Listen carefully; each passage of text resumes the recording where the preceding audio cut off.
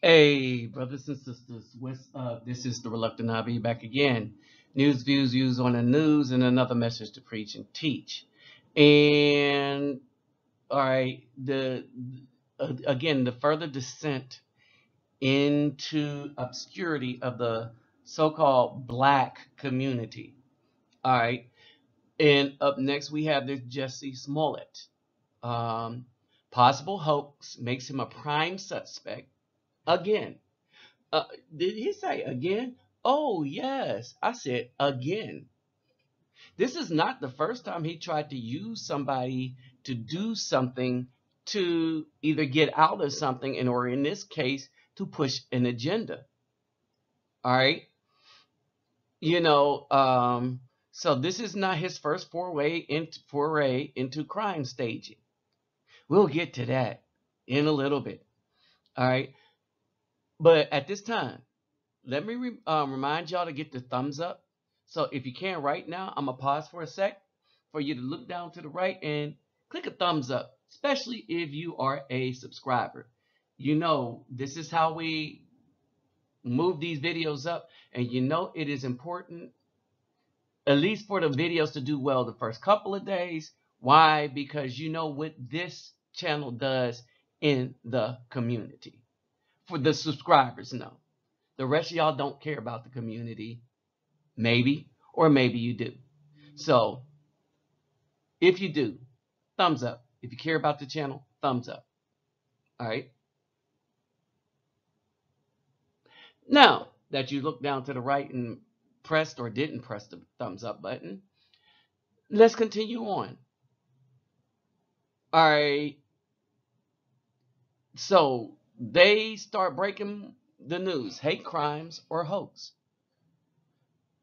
The thing is, when you try to push an agenda and you're not good at it as the main pushers, then you kind of end up with this kind of mess on your hand. All right. And for a minute, I want y'all to understand something. It is truly an agenda to be pushed.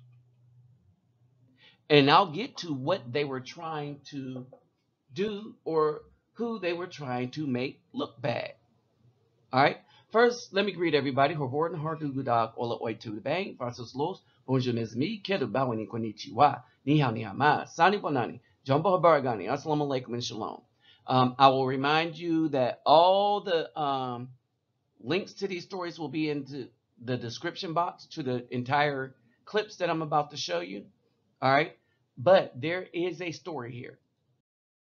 Um, Again, get the thumbs up if you care to help this channel do what it does in the community. My PayPal me link will be in the description box. All you got to do is click on it, send any amount, a donation of any amount. Like, share, subscribe. When you subscribe, click the notification bell. And before you donate, make sure all your stuff is in order first. What good is helping out the community when you're doing bad? I mean, think about it. All right. There's no such thing as sacrificial giving. No, as men, we're supposed to be stewards over our home, selves, family first. All right. So with that in mind, if you just hit the lottery though, hey, remember a brother. All right. So let's get into this. All right. So you remember this lady, Charlene Cochran. She's gonna. This is the breakdown of on the backs of people that were descendants of slaves that were kept out of the political process, that were kept out of the working process, that had drugs dumped in their communities, that had their women commandeered to hate the men, that put our children in the places that did the most damage as far as environmental calamities and danger to our children. You know, lead in the water, lead in the pipes, lead in the food. To all of this, right? On the backs of the people that marched and got bit by dogs and fire hose. People came in and robbed the Afro community again with the help of the black women and their minions. And she's going to explain exactly how it happened. Nearly 10 years, and when we got older and decided we didn't want to do it anymore, decided, well, what are we going to do with this mail list? And from that mail list, I decided to launch a magazine. The gay and lesbian political community began to pay attention to the fact that we could bring numbers of black lesbians and gays together through the work that we were doing. And then when the magazine was launched, surely we began to get contacted by HRC, Human Rights Campaign, and the Victory Fund, and many of the gay organizations who are doing a lot of work right now. And it was a very important part in the early 90s of the work that they were doing, because at that time they were being told by local politicians and regional politicians and national politicians that, okay, you guys are a group of rich white gay men. Let me pause it right there. Notice she said early 90s. I want y'all to think of something else that happened in the early 90s. Let's look at the music industry. Who told these company to start dressing the black women up in men's clothing? Remember, with Escape, with T-Boz and all of them, TLC, and we loved the groups because they could sing. But did you notice the pattern that they started to have their artists, their female artists, act more masculine? And look at how disastrous that's been on the black female community in the United States today. You had the Cosby Show, Different World, Family Matters, that was building the family up. And then in the early 90s, you had an onslaught of things where they commandeered the women to destroy community in the black community. And who was it? Well, you heard her. Rich white men with a lot of money. And you want us to change laws just for you? No, we don't see a coalition of people here. And they went to have the laws changed just for them. So how did this start?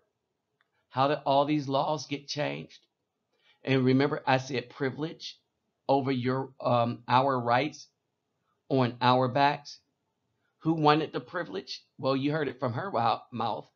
Rich white men, a few of them with money and pull, that was able to get an agreement from black women to sell out the Afro community to give these men their rights. Oh, they didn't have rights because they always had rights. Privilege. They wanted privilege over other people's rights. There's a difference. See, the Caucasian men, as she said, pushed for this agenda, but they've always had rights. What they wanted to do was subdue other people's rights with greater privilege. And women like her help them do this. But what does this have to do with Jussie Smollett? Pay attention. It was important then to be able to raise up or show a Charlene Cawthorn or a Venus magazine to say, oh no, there's a huge, vibrant black gay community. Look at that through the pages of Venus magazine. So we were an important part of what they were trying to present. The strategy is always to get one little foot in the door, when in fact, the plan means we're going to take over the whole thing. One little foot in the door to make something look bad. One little foot in the door to change one law. One little foot in the door. One little incident. One little anything. And then they could swoop in and change the perception of anything. They made somebody's preference for who they want to lay in bed with at night a greater thing than the assault that has been put on the backs of Afro men in this country for the past, let's say since its inception. Period. No marches. These were privileged people with privilege and money. period. So what's the leap that I'm making? It's the same MO. There was a target here, and I wonder if y'all were paying attention. And it's Jussie Smollett's story. Okay, so now that we got through a little background, let's continue with what he had to say. I see the attacker masked, and he said, "This MAGA country punches me right in the face." So I punched his back. So now he sounds real brave there. MAGA country. I want y'all to pay attention to the statement. And for those that don't know what that means, all right, we'll get back to it. All right, so he sounds like he's a dude standing up for himself. Now, if you remember, what he said specifically was that it was two white guys. All right, two white guys with MAGA hats. Make America Great Again. MAGA. Pay attention. So what it turned out to be was two black guys. But it gets deeper than this. Sources have said two brothers told the police they helped stage the attack with Smollett. They said they were paid $3,500 to pour a chemical on the actor and place a rope around his neck while they yelled racist, homophobic slurs. Okay, that word don't make sense. But remember the white guys that took over the whole system, you know, the white guys with money and privilege. Okay, they made that like it's supposed to be a bad word when the word don't make sense. Nobody's afraid of them. All right. Two sources said that they used a rideshare vehicle to get to the Streetville neighborhood and were caught on camera appearing nervous. Sources say at least one of the brothers brought the rope used in the incident at Smollett's request. The source also say that Smollett paid for the rope, which was purchased at Crafty Beaver hardware store in Ravenwood neighborhood the weekend of January 25th. Okay, so they got the receipts. All right, sources said that one of the brothers held the rope and poured bleach while the other wore a plain red hat, yelled slurs at Smollett. The sources say that Smollett directed the brothers to obtain the items that the attack was supposed to happen before,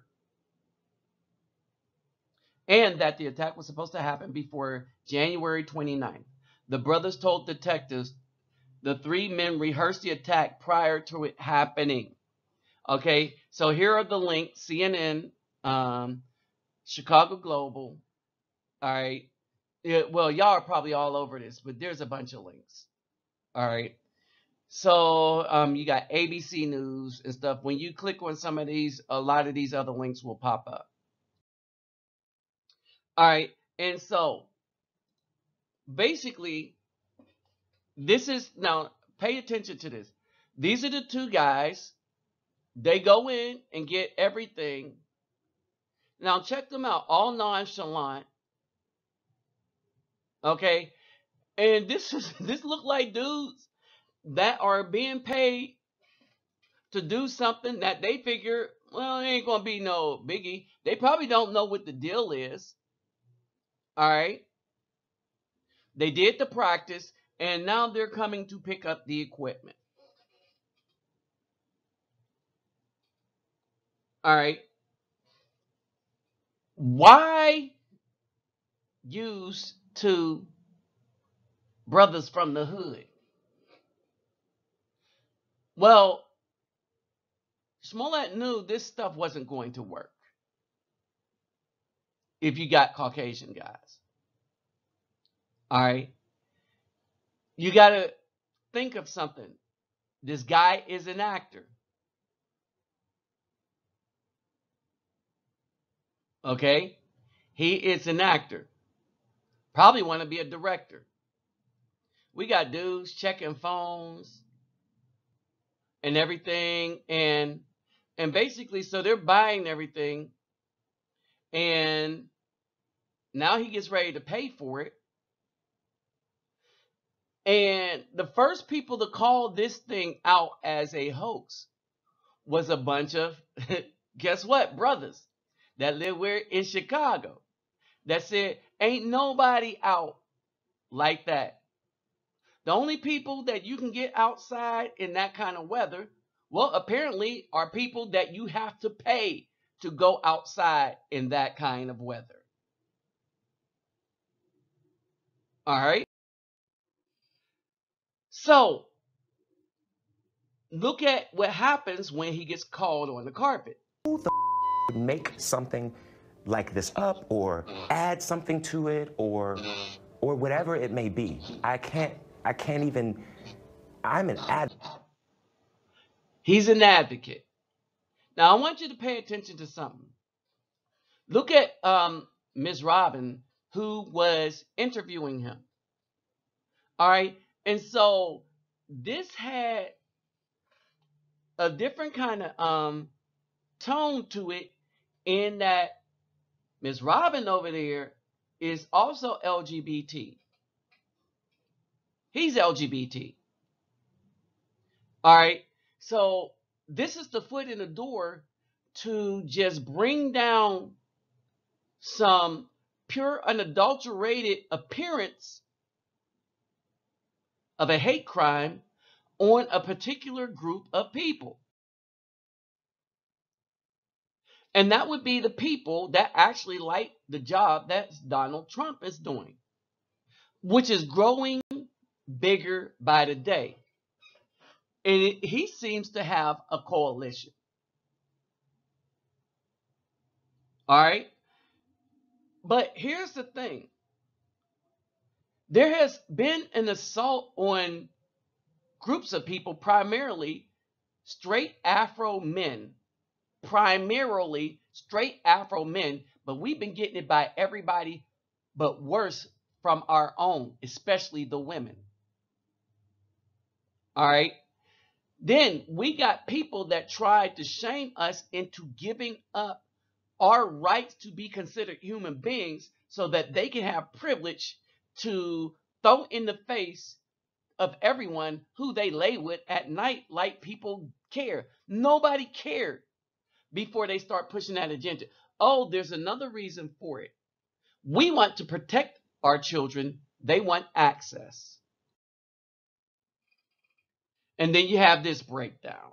Following breaking developments in the Jussie Smollett investigation, we are now learning why two brothers did not testify before a grand jury. Mike Puccinelli's live at Area Central with more on that, and new search warrants served in the investigation. Always breaking details here, Mike. Yeah, a lot of moving parts to this investigation, that's for sure. CBS 2 has learned that the two brothers were just minutes away from testifying before that grand jury when all of a sudden, at the last minute, a phone call came in from attorneys representing Jussie Smollett. We don't know exactly what was said during that phone call, but we do know immediately after that phone call, the testimony before the grand jury of the two brothers was immediately postponed. Now, Ola and Abel Osundairo are, of course, the two brothers who were arrested and then later released by police. Sources tell CBS 2 the Chicago brothers told police they helped stage the attack with Smollett. They say they were paid $3,500 to pour a chemical on the actor while yelling racist and homophobic slurs. Sources say they used a ride-share vehicle to get to the Streeterville area and were caught on camera appearing nervous at the time.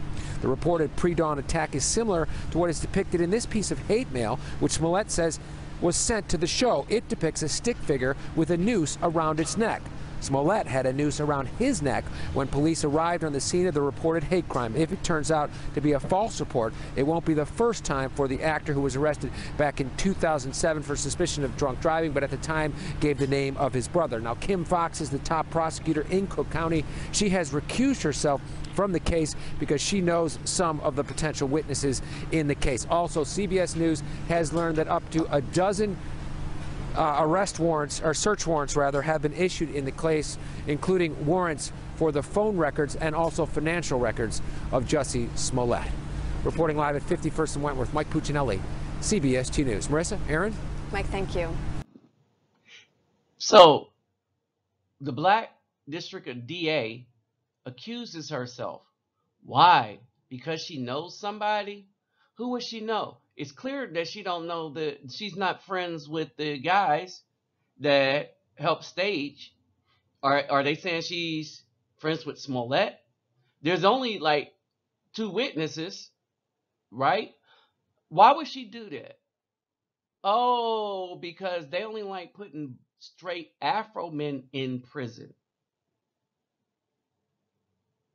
And she don't want to touch this case with a 10-foot pole. All right, understand this.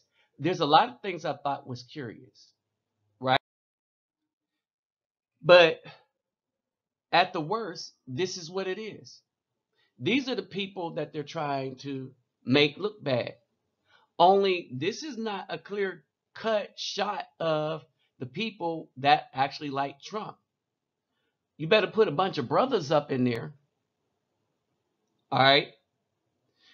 And the thing is that most of the vitriolic nature and violence and all the rest of this stuff on other people's, the curtailing of the rights of other people, has not come from, surprisingly, these people.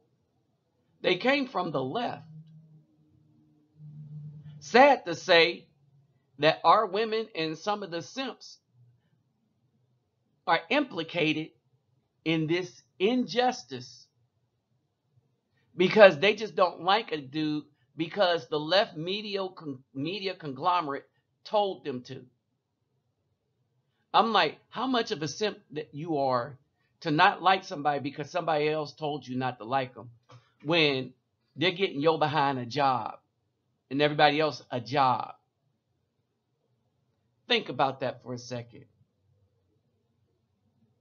All that was to make Trump look bad. They didn't even want to wait to let the media do that. They wanted him to look worse than bad. But they wanted the people that like Trump to look evil. Period. Because they don't like what the country is trying to force on their family and children. In other words, those few gay white men that the woman talked about at the beginning of this video with a lot of money, they were successful in being able to take their money and privilege and make it more important than many other people's rights. And it's gotten so bad that you can't even bring that truth up without somebody trying to shut you down. Period. The people that helped build the country have no rights, whereas 3% of the people not only have curtailed their rights, but now they have privilege to be able to force families to do what they want the families to do. You don't even have control over your own child anymore with the laws that these people got passed. This country has turned into barbarism, but the barbarism is coming from the so-called Democrats. I wouldn't even say the left. I say the Democrats. Let's call it for what it is. And they're blind, spineless minions that think of these harebrained schemes to try to make people that don't like their lifestyle look bad. With that said, I'm out.